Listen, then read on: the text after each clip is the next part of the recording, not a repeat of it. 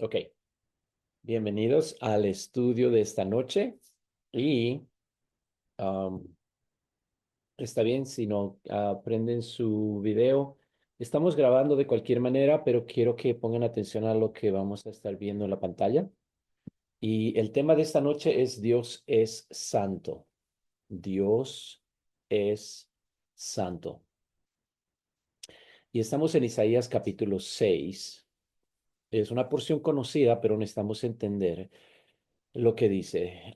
Isaías es el profeta que está escribiendo esto, escogido por Dios como vocero de Dios, es decir, la palabra de Dios le llegaba a él directamente y de él fluía directamente. Esa es la definición más simple de un profeta, aquel que oye de Dios lo que tiene que decirle a la gente. Y a veces en el Antiguo Testamento era también aquel que llevaba una intercesión delante de Dios a favor de la gente. Y dice, en el año que murió el rey Usías, vio al Señor sentado sobre un trono alto y sublime, y el borde de sus vestiduras llenaba el templo.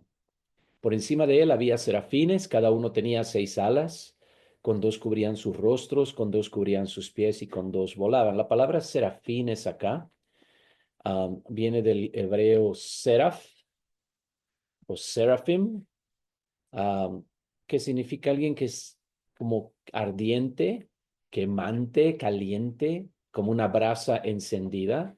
Si alguna vez han hecho un fuego y cuando la madera se quema, lo que queda son brasas que están encendidas, bien calientes, no las toquen. Eso era lo que era un seraf.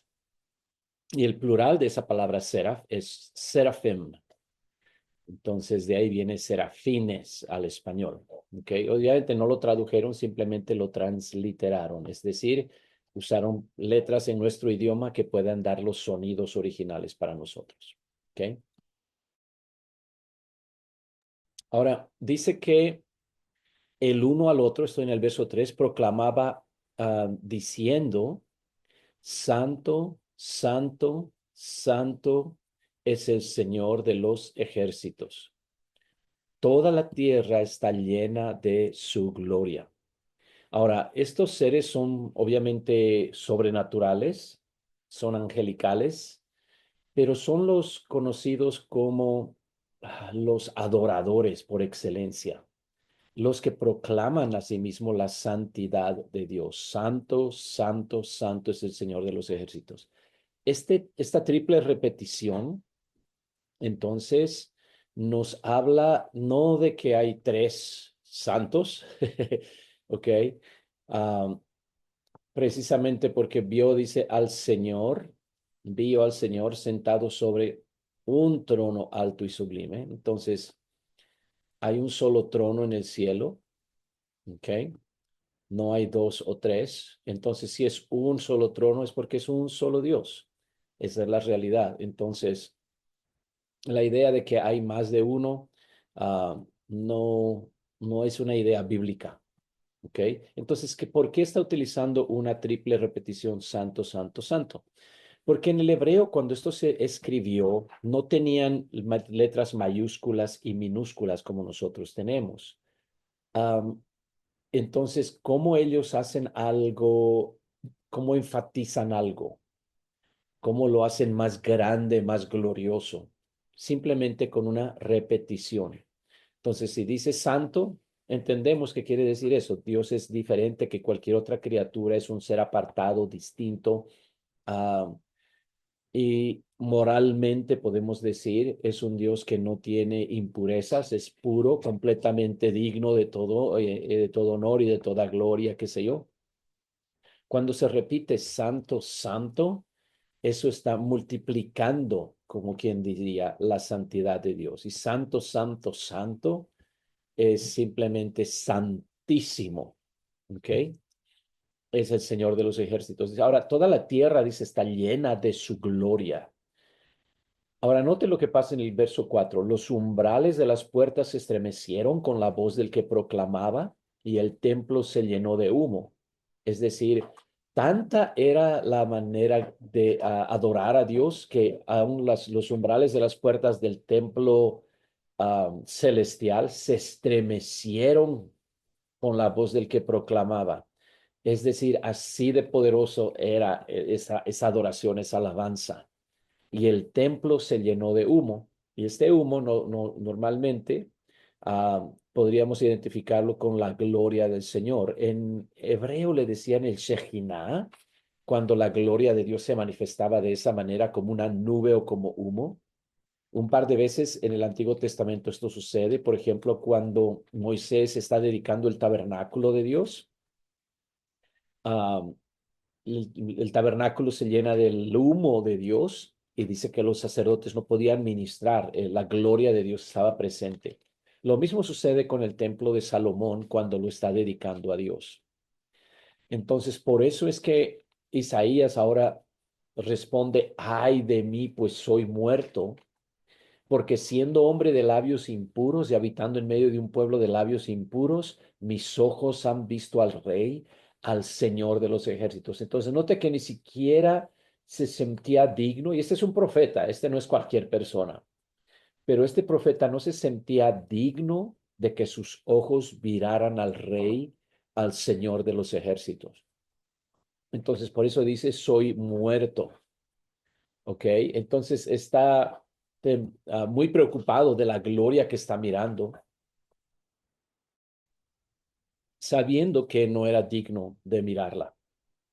Ah, vemos el verso 6. Entonces voló hacia mí uno de los serafines, trayendo en su mano con unas tenazas un carbón encendido tomado del altar. Y tocó con él mi boca diciendo, entonces era un carbón encendido que de cierta manera está aludiendo a la santidad de los serafim, ¿verdad? Tomado del altar del sacrificio, ¿ok?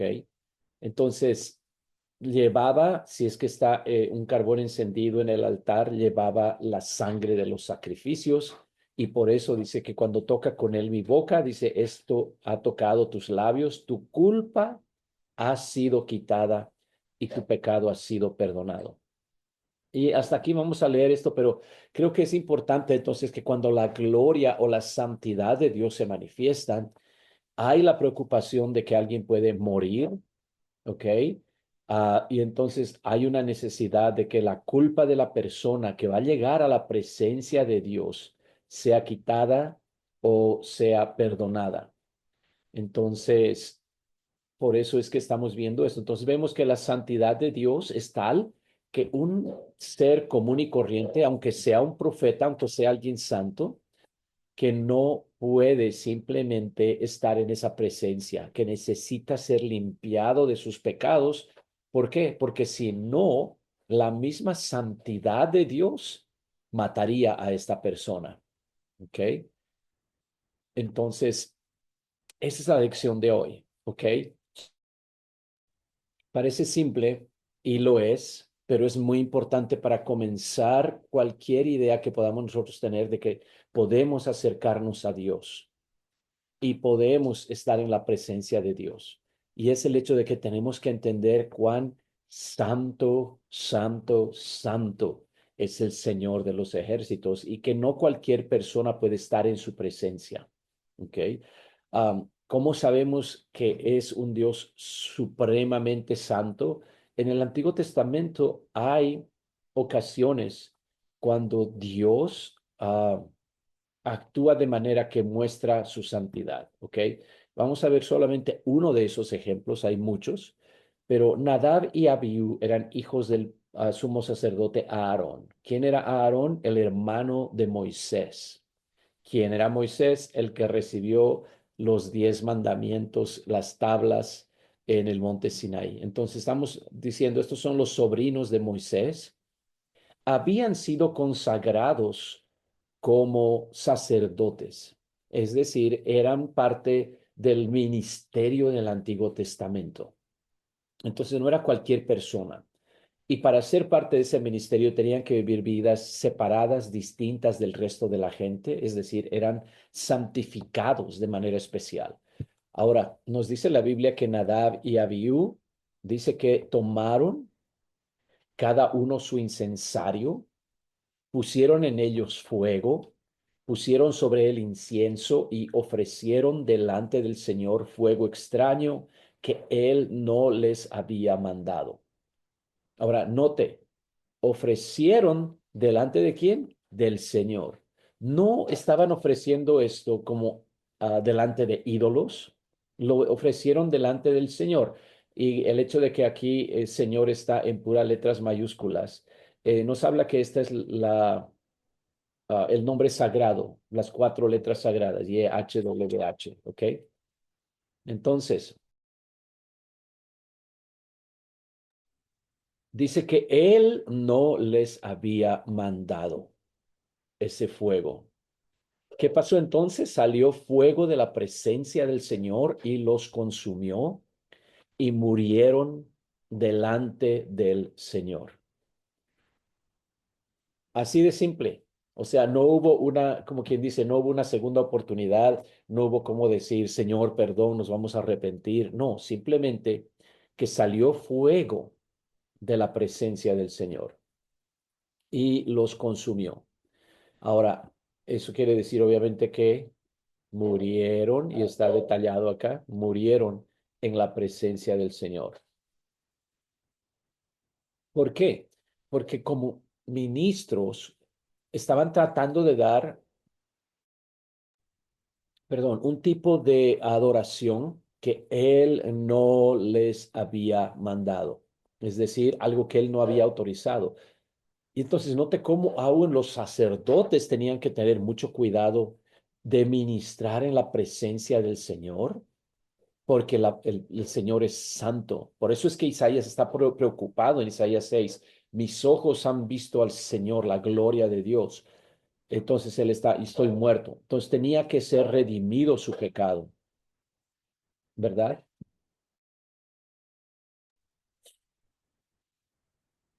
Ahora, entonces Moisés dijo a Aarón, esto es lo que habló el Señor diciendo. Aarón es el papá, que debe estar ahorita en luto, ¿verdad? En duelo, llorando por sus hijos.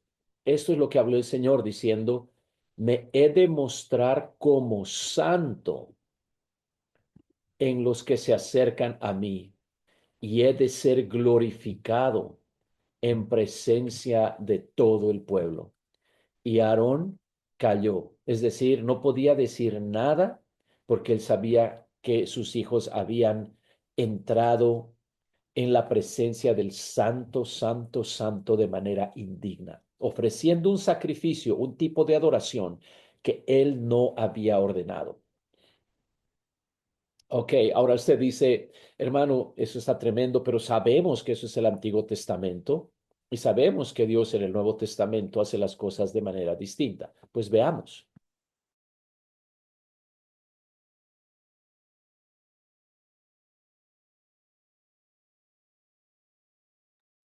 Estamos en el libro de los Hechos de los Apóstoles en el Nuevo Testamento, en el capítulo 5. Ok.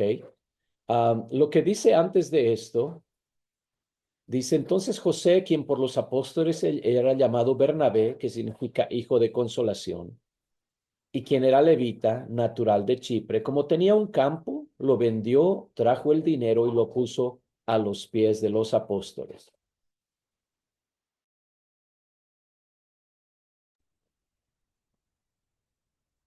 Ok, pero cierto hombre llamado Ananías, ahora viendo lo que pasó, viendo lo que sucedió, un hombre llamado Ananías, juntamente con Zafira, su mujer, vendió una posesión. Con el conocimiento de su mujer, sustrajo del precio, es decir, note que aquí Ananías con Zafira no estaban obligados a hacer esto, pero de alguna manera se dieron cuenta que había gente que vendían sus casas, traían el precio, esto es lo que dice, ¿verdad? Todos los que eran propietarios de terrenos o casas los vendían, traían el precio de lo vendido y lo ponían a los pies de los apóstoles. Es decir, esta gente estaban siendo reconocidos como muy dadivosos. Entonces, José hizo lo mismo que era Bernabé, y luego Ananías y Zafira dicen, vamos a hacer lo mismo. Y con el conocimiento de su mujer, sustrajo del precio. Ese es el problema. Y llevando una parte, la puso a los pies de los apóstoles. Ahora, Pedro dijo, Ananías, ¿por qué llenó Satanás tu corazón para mentir al Espíritu Santo? Ahora, ¿qué estaba tratando de hacer él? Simplemente estaba tratando de pretender que estaba dando todo, ¿verdad? Está pretendiendo que está dando todo a Dios, pero no está dando todo. Ahora, era muy apropiado para él decir, he vendido mi propiedad, me estoy quedando con una parte, pero les quiero donar esta otra. Entonces, el problema no era que no donó todo, el problema fue que pretendió que estaba dando todo. Entonces, por eso dice, ¿por qué llenó Satanás tu corazón para mentir al Espíritu Santo y sustraer del precio del campo? Reteniéndolo, ¿acaso no seguía siendo tuyo? Y una vez vendido, ¿no estaba bajo tu autoridad? ¿Por qué propusiste en tu corazón hacer esto? No has mentido a los hombres, sino a Dios. Entonces, note que aquí mentir al Espíritu Santo es mentir a Dios. ¿Por qué? Porque Dios es el Espíritu Santo es Dios. Entonces Ananías, oyendo estas palabras, cayó y expiró, y gran temor sobrevino a todos los que lo oían. Luego se levantaron los jóvenes, ok, cayó y expiró, obviamente muere, ¿verdad? Muere. Luego se levantaron los jóvenes, le envolvieron y sacándolo fuera lo sepultaron. Después de un intervalo de unas 3 horas sucedió que entró su mujer sin saber lo que había acontecido. Entonces Pedro le preguntó, dime, ¿vendieron en tanto el campo? Ella dijo, sí, en tanto. Y Pedro le dijo, ¿por qué se pusieron de acuerdo para tentar al Espíritu del Señor? He aquí los pies de los que han sepultado a tu marido están a la puerta y te sacarán a ti. De inmediato ella cayó a los pies de él y expiró. Cuando los jóvenes entraron, la hallaron muerta, la sacaron, la sepultaron junto a su marido, y gran temor sobrevino a la iglesia entera y a todos los que oían de estas cosas. Entonces, note el resultado de esto. Ahora, ¿qué pasó? Esto no es Antiguo Testamento, esto es Nuevo Testamento. Estos son los mismos apóstoles que estaban con Jesús. Ahora, no fue Pedro el que los mató, ¿ok? Fue Dios mismo el que los mató. Pero ¿quién es este Dios? Es Jesús mismo. Entonces, a veces tenemos esa dicotomía en nuestra mente de que el Dios del Antiguo Testamento es más severo, más santo, pero en el Nuevo Testamento, en Jesús, Dios es más amante y tiene pura gracia, nunca va a hacer nada a nadie, ¿verdad? Pero cuando estamos hablando de algo que tiene que ver con la santidad de Dios y la santidad de la comunidad que lleva su nombre, entonces es peligroso y por eso es que oyendo, dice estas palabras, Ananías cayó y expiró. Es decir, el juicio de Dios no tomó tiempo. ¿Ok? Entonces, esta es mi pregunta. ¿Qué pasaría si nosotros, o como la gente piensa tal vez, que mis obras buenas son más que mis obras malas, entonces yo creo que no soy tan malo y por ende yo creo que Dios sí me va a permitir entrar al reino de los cielos? Esa es la teoría de toda la gente. Yo he estado asistiendo a la iglesia toda mi vida. Entonces, yo no creo que Dios va a ser tan malo que me va a impedir llegar al cielo, ¿verdad? Ok, quiero que veamos algo acá.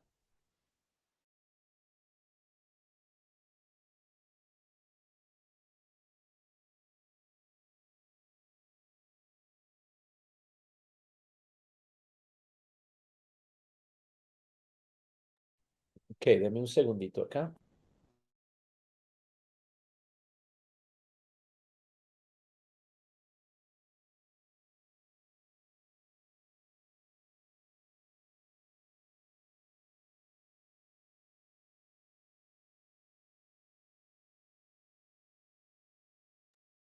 Ok, estamos en Apocalipsis capítulo 1, el verso 10.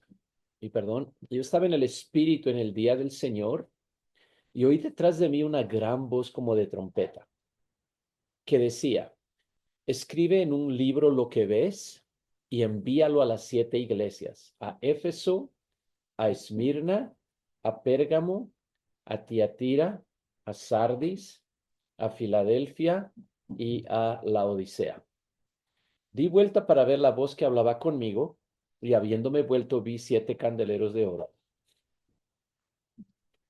Ok, número uno, él está en el espíritu. Ok, está en el espíritu, conectado con el Señor, obviamente, ¿verdad? Y oí una voz, una gran voz como de trompeta. Estas son descripciones de la deidad. ¿Ok? Una voz como de trompeta que decía, escribe un libro lo que ves y envíalo a las 7 iglesias, a Éfeso, Esmirna, a Pérgamo, a Tiatira, a Sardis, a Filadelfia y a la Odisea. Di vuelta para ver la voz que hablaba conmigo y habiéndome vuelto vi 7 candeleros de oro.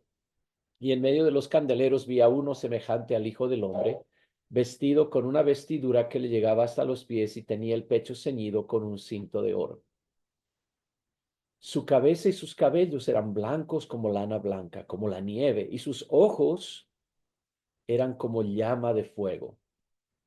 Sus pies semejantes al bronce bruñido, ardiente como en un horno.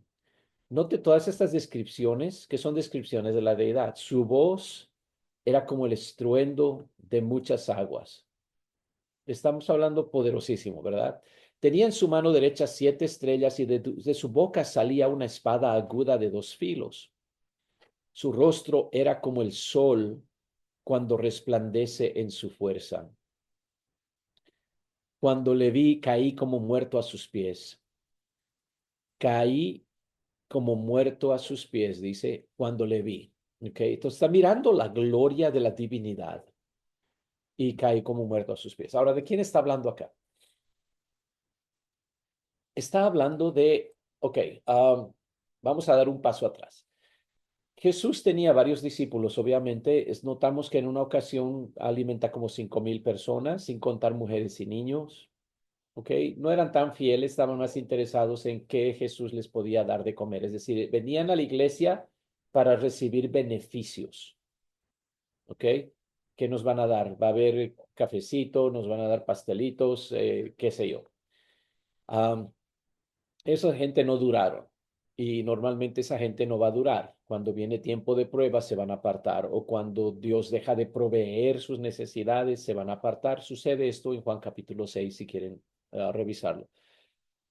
Luego envió 70 personas de dos en dos para que vayan y anuncien que Cristo iba a venir a las aldeas donde iba a venir a predicar. De entre esos 70 escoge a 12 que son llamados ahora apóstoles o emisarios, que estaban más cerca a él, ¿verdad? Eran los que vivían con él, dormían con él, etcétera, etcétera, etcétera. De esos 12, hay 3 que normalmente son llevados con Cristo a experiencias un poquito más poderosas, más privadas, más personales. Ellos son los que están, por ejemplo, en el monte de la transfiguración. Cuando Cristo se transfigura delante de ellos, es decir, comienza a brillar con la gloria de Dios, sus ropas se hacen blancas y su rostro como el sol al mediodía, similar a lo que estamos viendo acá. Ah, y eran Pedro, Jacobo y Juan, ¿verdad? Los 3. Am, y en Getsemaní, mientras los apóstoles se quedan en un lado, Jesús lleva a Pedro, Jacobo y Juan poquito más allá para orar con ellos un poco más privadamente. Am, pero si vamos a la última cena, ahí están los 12, están los 3, pero hay uno que dice que ponía su cabeza sobre el pecho del Señor, se recostaba sobre el pecho del Señor, y es conocido como el discípulo amado, ¿verdad? El discípulo amado. Es decir, aun cuando Jesús está anunciando, uno de ustedes me va a traicionar, y todos están, seré yo, seré yo, seré yo. Aún Pedro mira al discípulo amado y le dice, tú pregúntale, tú que estás más cerca del Señor. Y no estaba más cerca del Señor geográficamente, pero estaba más cerca del Señor en términos de amistad. Por eso es que es llamado Juan el Amado. ¿Ok? Que se recuesta al pecho del Señor. Entonces, como quien dice, el mejor amigo del Señor, el que conocía todos los secretos del Señor, el que podía preguntarle, Señor, cuéntame tu secreto, ¿verdad? ¿Qué estoy queriendo decir con esto? Obviamente, Juan, siendo un discípulo, más que eso, un apóstol, más que eso, el amado, ah, podríamos decir, está más cerca de Dios que cualquier otro ser humano. Pero este es el discípulo que recibe la revelación de Apocalipsis y es el discípulo que cuando mira ahora a Cristo en toda su gloria, dice, cuando le vi, caí como muerto a sus pies. Y luego aquí dice, puso sobre mí su mano derecha y me dijo, no temas, yo soy el primero y el último. Títulos de la divinidad, ¿ok? Primero y último. El que vive, estuve muerto. Entonces ahí sabemos que este es Cristo, no hay otro más. Y aquí que vivo por los siglos de los siglos y tengo las llaves de la muerte y del Hades, ¿ok? Entonces, cuando le vio en toda su gloria, tiene temor, por eso dice, no temas, ¿ok? Y cae, no muerto, pero como muerto. O sea, ha debido ser tan sobrecogedora la presencia de la gloria, de la santidad de Dios, que se desmorona. Ahora, pero un momento, ¿no es este el que estaba apoyado al pecho del Señor? ¿Cómo es que mirándolo en su gloria, esto es lo que le pasa?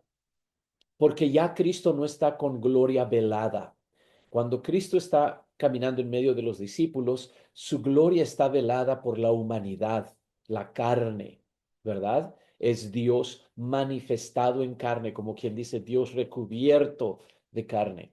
Entonces, esa gloria no está abierta.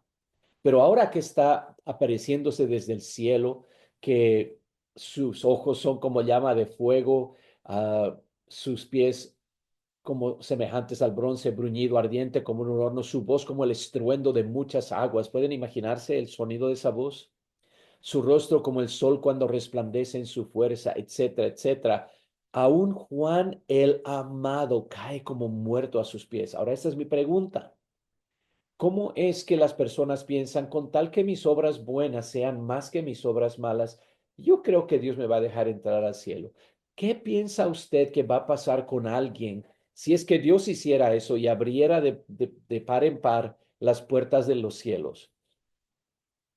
Y la gente llegara, ¿qué cree que le pasaría a esa gente que ciertamente no son santos como Juan, no son amigos de Dios como Juan, no son apóstoles como Juan, son simplemente pecadores, gente que han vivido su vida en rebelión constante a Dios, que no se han preocupado de la santidad de Dios, no han tenido una vida moral apropiada, han quebrantado cada uno de los mandamientos del Señor?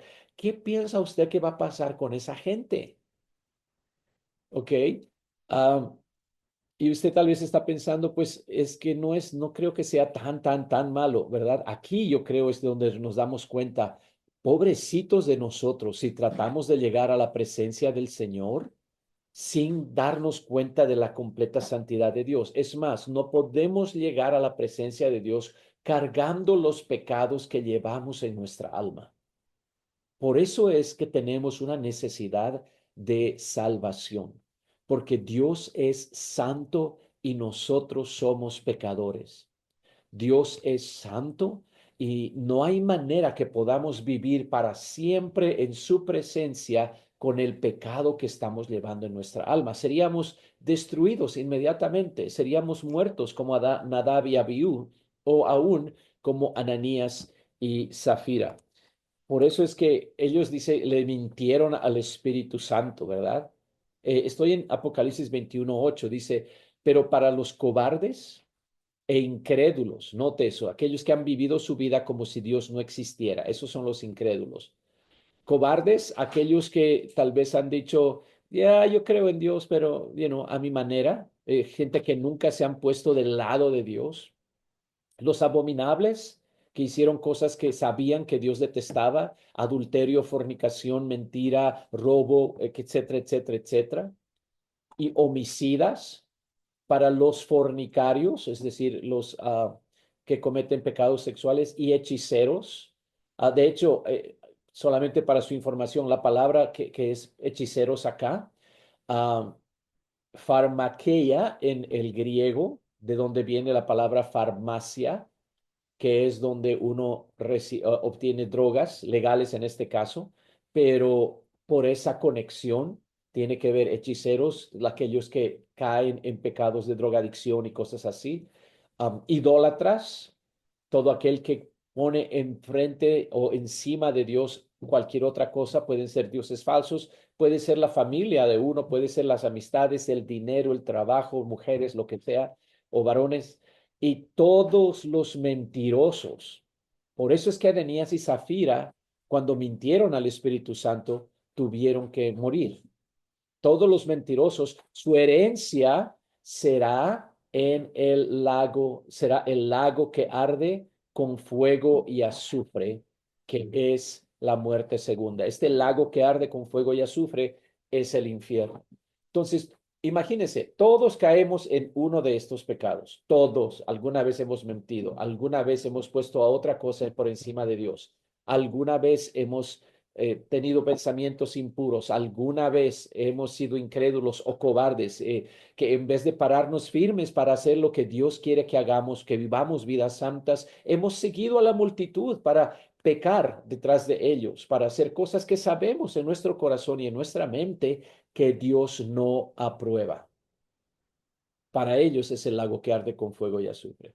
Entonces no tenemos ninguna excusa para decir, yo no sabía que Dios era alguien tan santo.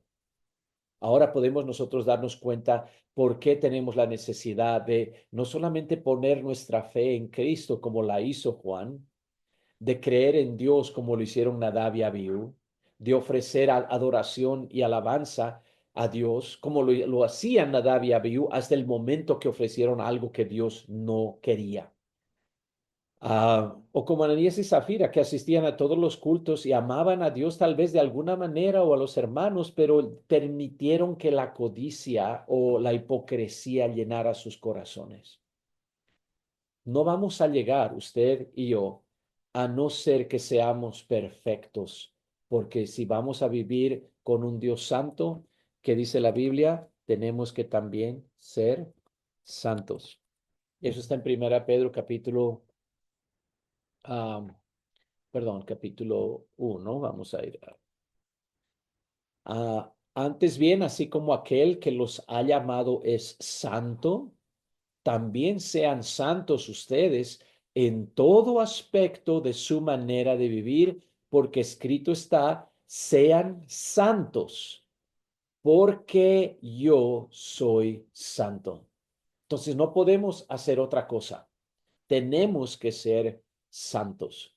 La pregunta es, ¿podemos ser santos? Porque nos está diciendo que tenemos que ser santos en todo aspecto de nuestra manera de vivir, no solo en algunas cosas, no solamente el domingo, no solamente en el altar, en todo tiempo y lugar. Ahora, para terminar, quiero hacer esta pregunta. ¿Por qué es que Dios nos está poniendo esta carga? Sean santos porque yo soy santo. No es porque nos odia, es simplemente que Él quiere que pasemos la eternidad con Él, ¿verdad? Entonces, Él quiere que pasemos la eternidad con Él, pero Él es santo y Él sabe que no podemos llegar ante su gloria, a su gloriosa presencia, su santa, santa, santa, santa presencia, si es que no somos santos. Seríamos, una vez más, destruidos, muertos. Entonces, Él quiere que vivamos con Él, pero Él sabe y nos está informando, si quieres hacerlo, yo quiero que vivas conmigo, pero si quieres vivir conmigo, tienes que ser santo porque yo soy santo. Santidad es algo que es parte de la naturaleza misma de Dios. Él no puede dejar de ser santo. Él no puede evitar ser santo. No hay nada que él pueda hacer. Lo máximo que pudo hacer fue cubrir su santidad con un cuerpo humano y descender a morir por nosotros. Es lo más que puede hacer. No puede dejar de ser santo. Entonces, si hemos de vivir con él para toda la eternidad, tenemos que buscar la manera de llegar nosotros a ser santos.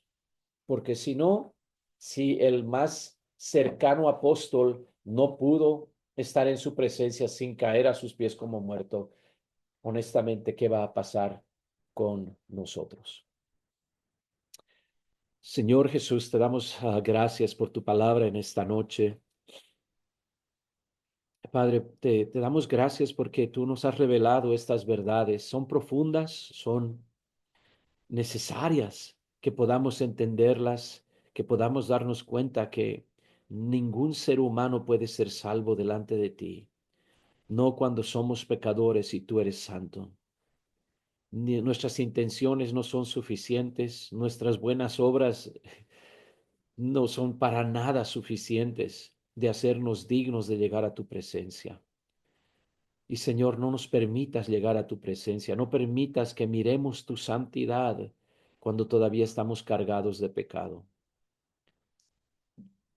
Solo hay un lugar donde podemos estar a salvo de tu presencia y es el lago de fuego que arde con fuego y azufre, es decir, el infierno. No hay más, pero sabemos que ese lugar es un lugar de tormento, es un lugar donde estamos exiliados por toda la eternidad de la presencia de Dios. Te damos gracias en esta noche por darnos este conocimiento. Ayúdanos a entender tu santidad. Ayúdanos esta semana a poder aprender de tu santidad, Señor. Mueve tu mano sobre nosotros en el nombre de Jesús. Amén. Esta semana quiero que memoricen Primera Pedro 1:16, ¿ok? Primera Pedro 1:16. Quiero que lo sepan de memoria. Bono, si es que memorizan el 15 y el 16, ¿ok? Pueden hacerlo en español o en inglés, como sea más cómodo para ustedes, pero esa es la tarea y la próxima semana vamos a tener este estudio a esta misma hora y vamos a comenzar con ustedes dándome de memoria ese versículo, ¿ok? Porque escrito está, sean santos porque yo soy santo. Pueden memorizar en la Reina Valera 60, si gustan. Um, Iba a decir, porque escrito está, sed santos porque yo soy santo, ¿ok? No es muy grande la diferencia, pero es Primera Pedro 1:16, ¿ok? ¿Hay alguien que tiene preguntas? Adelante, si las tiene, puede habilitar su micrófono y hacer su pregunta.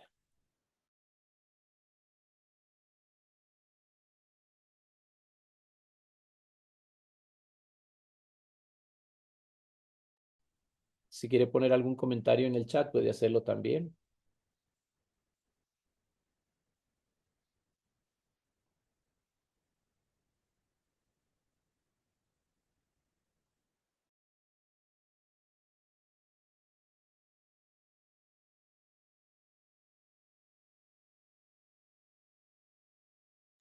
¿Ok? 10 segundos. Ok. Si todo fue claro, póngame en el chat ahí. Todo fue claro. Así no espero una pregunta que no va a venir. Pero mientras tanto, ok. El versículo que vamos a memorizar, se lo voy a poner en el chat. Primera Pedro 1:16.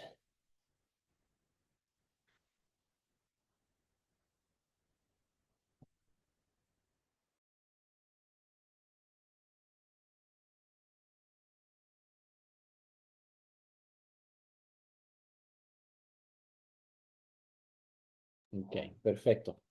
Listo, mis hermanos. Estamos grabando esto y sospecho que voy a poder ponerlo en mi canal de YouTube. El canal se llama Defensores de la Fe. Es más, les voy a poner el vínculo directo acá para que puedan ir ahí y registrarse o, ¿cómo se dice? Suscribirse. Y luego pónganle o habiliten la campanita para que reciban notificaciones, de tal manera que cuando yo suba este video, les llegue a ustedes una notificación de que ya está, para que puedan verlo. Quisiera que puedan repasarlo por lo menos una vez antes del siguiente miércoles. Mañana jueves a las 7 tenemos nuestro estudio normal. Todavía no sé cuál va a ser el tema, pero vamos a estar reunidos. Obviamente el de miércoles es para gente que están contemplando su bautismo y jueves es para toda la gente en general. Así que el vínculo va a ser el mismo si quieren asistir mañana y vamos a estar también transmitiendo a través de YouTube y una vez más el canal Defensores de la Fe. ¿Ok? Hermanos, les agradezco mucho por estar presentes y gracias por su paciencia. Estoy como que tratando, batallando en contra de enfermarme, resfriarme aquí, así que estoy batallando un poquito con eso, pero gracias por estar presentes. Dios les bendiga y nos vemos sea mañana a las 6 de la mañana en la oración o en la tarde a las 7 de la noche para nuestro estudio regular. ¿Ok? Dios les bendiga, shalom y maranata. Maranata significa nuestro Señor viene pronto. Ok, Dios les bendiga, mis hermanos. Hasta pronto.